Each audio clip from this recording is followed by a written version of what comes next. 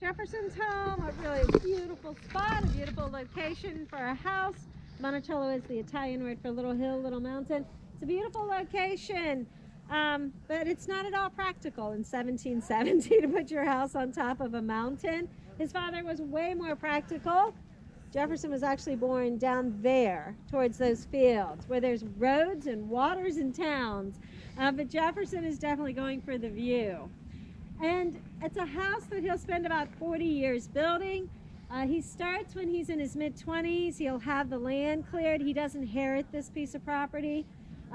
He kind of inherits this little strip up here. The top 500 acres is actually called Monticello, and then the bottom half he left Shadwell, which was the original name his father had.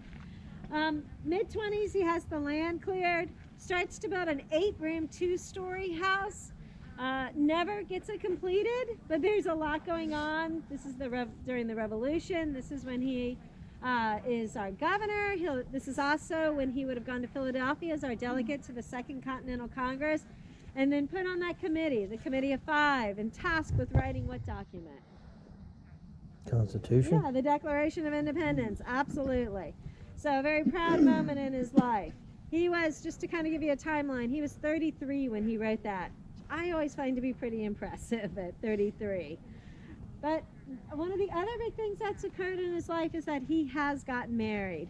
And he and his wife did just have 10 years together. She had 6 children in those 10 years. Only 2 survived, Martha and Mariah. And she died after the birth of the 6th child. He is devastated at the death of his wife and just kind of shuts down. They said he just roamed the property in grief for about 2 years. And then he actually takes the opportunity to take a position in Paris, France as our Minister of Trade. And this begins a period of about 20 years when he's barely here at all. 5 years in Paris, France. Returning, he thinks he's coming home, but this is when George Washington asked him to become our very first Secretary of State. And then he decides to run for office. He doesn't get the most votes, so he becomes our second vice president, runs again, gets the most votes, gets to be president. He will spend 2 terms as president. But it's 1809, he's done with politics, he's ready to retire. And he says, I retire to my family and my farm and my books. And this is the house he comes home to.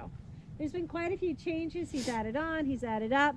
This is a 21-room house. 10 of those rooms are bedrooms as well as a nursery. There's a full basement. There's work areas under the terraces. This is called Mulberry Row, which was the stables, the nailery, the blacksmith shop, the textile cottage, the kitchen garden. So really it's a small village up here. But this is the house he retires to, spends his final 17 years. His youngest daughter, Mariah, actually died at 25. She died after the birth of her 3rd child, and just one of her children survives.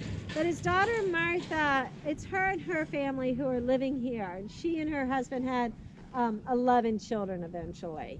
So picture the house filled with children, grandchildren, great-grandchildren. His sister lives here the final 16 years. So truly a home and filled with family. And the other thing it has is a lot of guests showing up. Some expected, many unexpected. They would have come through his plantation, which is about 5,000 acres by now. So sort of the working farms are kind of down and around us in his time. Wheat is the cash crop, and the labor is, of course, enslaved. Jefferson is one of the largest slave owners in the state of Virginia. He owned just over 600 people in his lifetime. At any one time, picture about 130 enslaved workers. 30 or so up here, the other 100 scattered throughout the farm as field labor. And you basically lived where you worked. So if you worked the fields, you lived down there. If you're working in the house or on Mulberry Row, you're up here. So the other thing, of course, Jefferson is a lifetime learner, a man of the Enlightenment period, a man who thought knowledge was power. And in his retirement, what he describes as his last act of usefulness is occurring, and that is the building of the University of Virginia.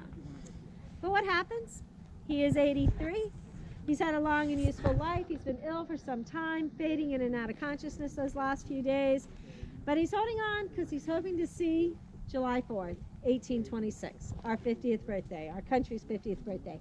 And he'll make it. He'll die about 1 o'clock in the afternoon in his bedroom, as a matter of fact. But his death does change everything. He does die deeply in debt. He owes about $107,000.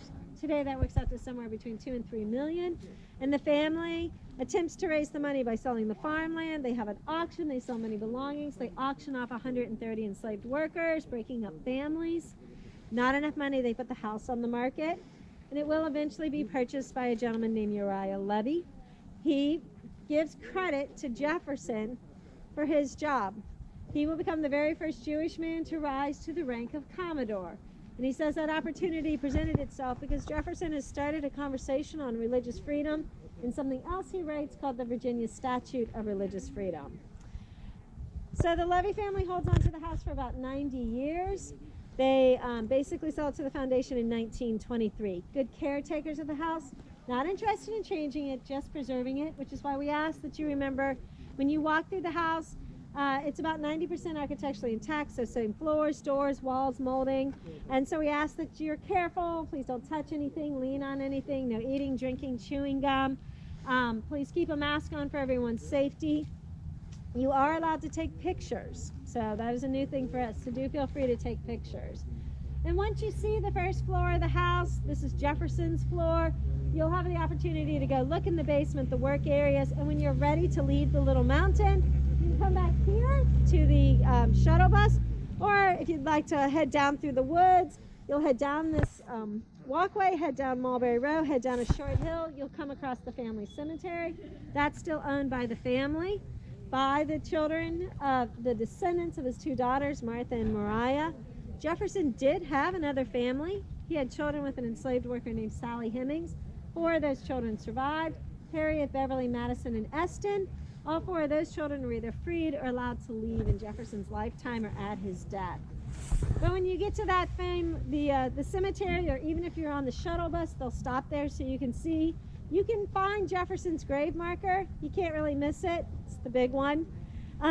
But what's more important is what he wanted inscribed on it.